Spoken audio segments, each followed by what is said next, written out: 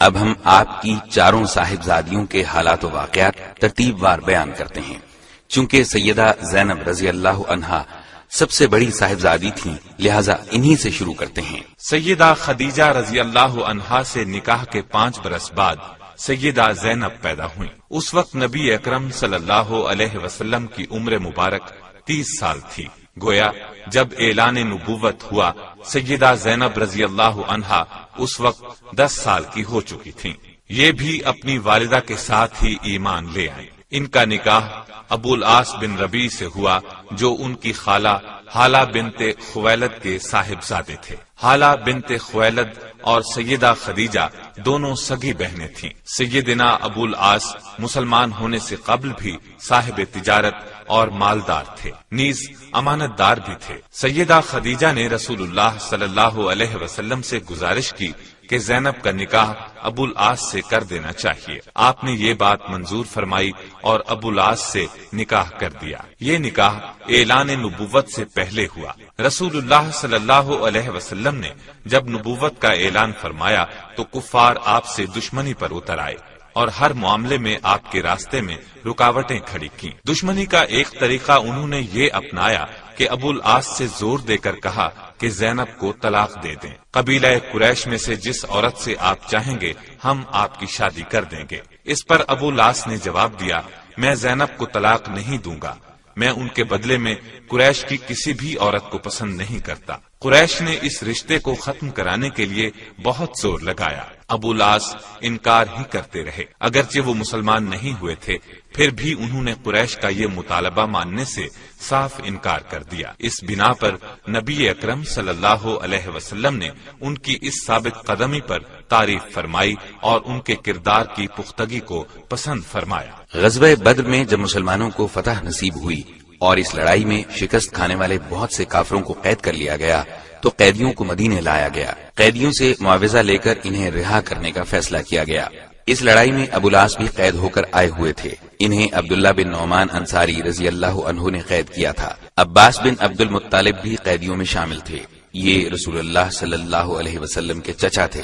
اگرچہ انہوں نے لڑائی میں حصہ نہیں لیا تھا، لیکن یہ مشرکین کے لشکر کے ساتھ آئے تھے، اس لیے ان کا شمار مخالفین میں ہوتا تھا۔ اہل مکہ نے اپنے قیدیوں کو چھڑانے کے لیے معاوضے روانہ کیے۔ اس سلسلے میں ابو العاص کی رہائی کے لیے سیدہ زینب رضی اللہ عنہا نے اپنا ہار ان کے فدیے میں بھیجا۔ جب یہ معاوضے اور فدیے نبی صلی اللہ علیہ وسلم کی خدمت میں پیش ہوئے تو آپ کو ان میں وہ ہار بھی نظر آیا۔ آپ پر غم کی حالت طاری ہو گئی، دل بھر آیا اور آنکھوں میں آنسو آ گئے۔ سیدہ خدیجہ رضی اللہ عنہا کا دور آنکھوں کے سامنے گھوم گیا۔ مجلس میں موجود تمام لوگوں نے نبی صلی اللہ علیہ وسلم کی اس کیفیت کو صاف محسوس کر لیا۔ آپ نے ارشاد فرمایا، تم پسند کرو تو ابو العاص کو رہا کر دو اور زینب کا ہار واپس بھیج دو۔ صحابہ کرام نے فوراً عرض کی، ہمیں کوئی اعتراض نہیں۔ اس پر آپ نے ابو العاص سے فرمایا، جب آپ مکے پہنچے تو زینب کو ہماری طرف بھیج دیں۔ ابو العاص نے یہ وعدہ کر لیا۔ اس طرح انہیں بلا معاوضہ رہا کر دیا گیا۔ سیدہ خدیجہ رضی اللہ عنہا کا ہار بھی واپس بھیج دیا گیا۔ ابو العاص نے اپنا وعدہ پورا کیا، اپنے بھائی کے ساتھ زینب رضی اللہ عنہا کو مدینے روانہ کیا۔ اس طرح سیدہ زینب نبی صلی اللہ علیہ وسلم تک پہنچ گئیں۔ راستے میں حبار بن اسود نے روکنے کی کوشش بھی کی تھی، جو ابھی مسلمان نہیں ہوئے تھے، لیکن کنانہ آڑے آیا، پھر بھی زخمی ہوئی۔ اس طرح ہجرت کے دوران میں ان کو سخت حالات کا سامنا کرنا پڑا۔ ایسا سلوک ان کے مسلمان ہونے کی بنا پر کیا گیا۔ گویا یہ تکالیف انہوں نے اللہ کے راستے میں اٹھائیں۔ سیدہ زینب جب نبی صلی اللہ علیہ وسلم کی خدمت میں پہنچی اور اپنے مصائب کی تفصیل سنائی تو آپ نے ارشاد فرمایا، میری بیٹیوں میں زینب سب سے افضل ہے، اسے میری وجہ سے مصیبت میں مبتلا ہونا پڑا اور اذیت میں مبتلا کیا گیا۔ حبار بن اسود جنہوں نے سیدہ زینب رضی اللہ عنہا کو تکلیف پہنچائی تھی، وہ فتح مکہ کے بعد مسلمان ہو گئے تھے اور نبی کریم صلی اللہ علیہ وسلم نے ان کا یہ جرم معاف فرما دیا تھا۔ دین کے معاملے میں سیدہ زینب رضی اللہ عنہا کا مقام بہت اونچا ہے۔ ان کے اس بلند مقام کی خبر بھی خود رسول اللہ صلی اللہ علیہ وسلم نے دی ہے۔ نبی صلی اللہ علیہ وسلم کا یہ فرمان کہ زینب کا مقام بہت اونچا ہے ایک بہت بڑی خوشخبری تھی۔ ان کے خامن ابو العاص جب تک مکے میں رہے اسلام نہیں لائے۔ انہیں 6 ہجری میں ایک تجارتی قافلے کے ساتھ شام کی طرف سفر کرنے کا اتفاق ہوا۔ اس قافلے کو مسلمانوں نے گرفتار کر لیا۔ یہ بچ نکلنے میں کامیاب ہو گئے اور سیدہ زینب رضی اللہ عنہا کے پاس آ گئے۔ انہوں نے انہیں پناہ دی۔ پھر یہ نبی صلی اللہ علیہ وسلم کی خدمت میں حاضر ہوئے اور اسلام لے آئے۔ مسلمان ہونے کے بعد مکے گئے۔ ان کے پاس جن لوگوں کی امانتیں تھیں ان کی امانتیں انہیں لوٹائیں۔ اس کے بعد فرمایا، سن لو میں مسلمان ہو گیا ہوں۔ میں نے اپنے اسلام کا اعلان مدینے میں اس لیے نہیں کیا کہ تم یہ خیال نہ کرو کہ میں نے تمہارا مال کھانے کا ارادہ کر لیا ہے۔ اس کے بعد یہ مکے سے مدینے آ گئے۔ مدینے پہنچے تو نبی کریم صلی اللہ علیہ وسلم نے 6 سال کی مفارقت کے بعد نکاح اول ہی پر سیدہ زینب رضی اللہ عنہا کو ابو العاص کے گھر رخصت کر دیا۔ سیدہ زینب رضی اللہ عنہا کے ہاں ابو العاص رضی اللہ عنہ سے ایک لڑکا اور ایک لڑکی پیدا ہوئے۔ لڑکے کا نام علی اور لڑکی کا نام امامہ رکھا گیا۔ علی بن ابو العاص نے رسول اللہ صلی اللہ علیہ وسلم کی نگرانی میں پرورش پائی۔ مکہ فتح ہوا تو آپ نے انہیں اپنی سواری پر پیچھے بٹھایا ہوا تھا۔ انہی کے متعلق صحیح بخاری میں ایک روایت ہے۔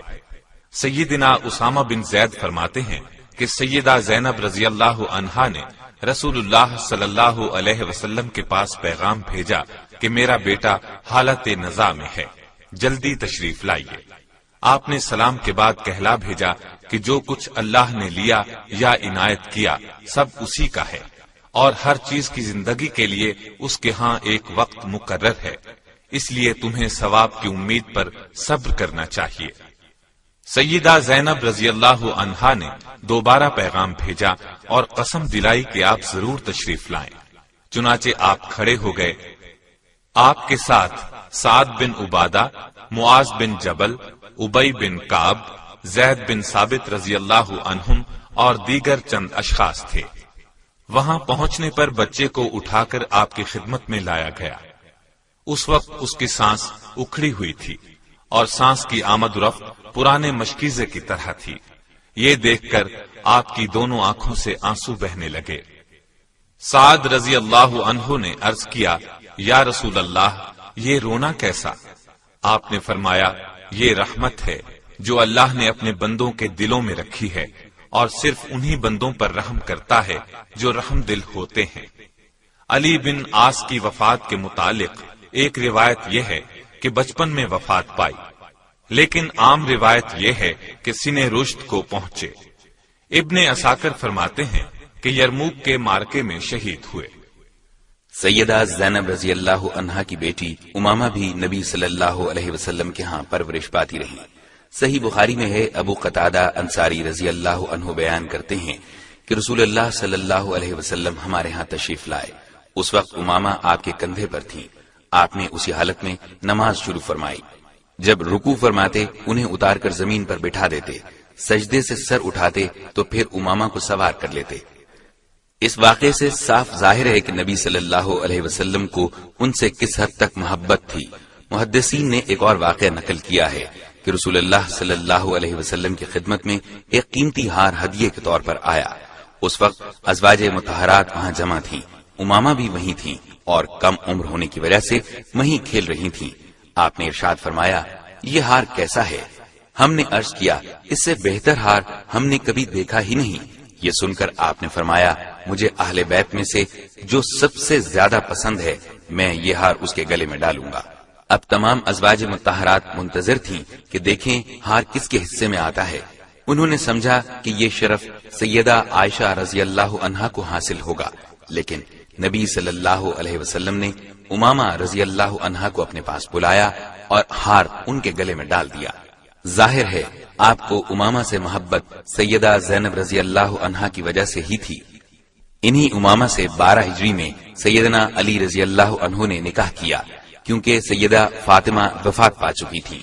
سیدنا علی رضی اللہ عنہ کوفے میں شہید کر دیے گئے تو امامہ کا دوسرا نکاح مغیرہ بن نوفل سے ہوا، انہی کے نکاح میں یہ فوت ہوئی۔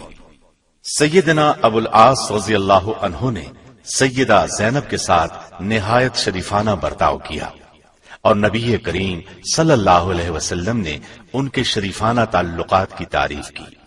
دوبارہ رخصتی کے بعد سیدہ زینب تھوڑا عرصہ زندہ رہیں۔ 6 یا 7 ہجری میں سیدنا ابو العاص اسلام لائے تھے، اور سیدہ زینب نے 8 ہجری میں مدینہ منورہ میں انتقال کیا۔ انا للہ و انا الیہ راجعون۔ سیدہ زینب رضی اللہ عنہا کو ام المومنین سیدہ سودا، سیدہ ام سلمہ اور ام ایمن رضی اللہ عنہن نے غسل دیا۔ غسل کے بعد رسول اللہ صلی اللہ علیہ وسلم کو اطلاع دی گئی تو آپ نے اپنا تہبند کفن میں شامل کرنے کے لیے مرحمت فرمایا۔ نماز جنازہ خود نبی کریم صلی اللہ علیہ وسلم نے پڑھائی۔ یہ ایک عظیم شرف ہے جو امت کے خاص افراد ہی کو حاصل ہوا ہے۔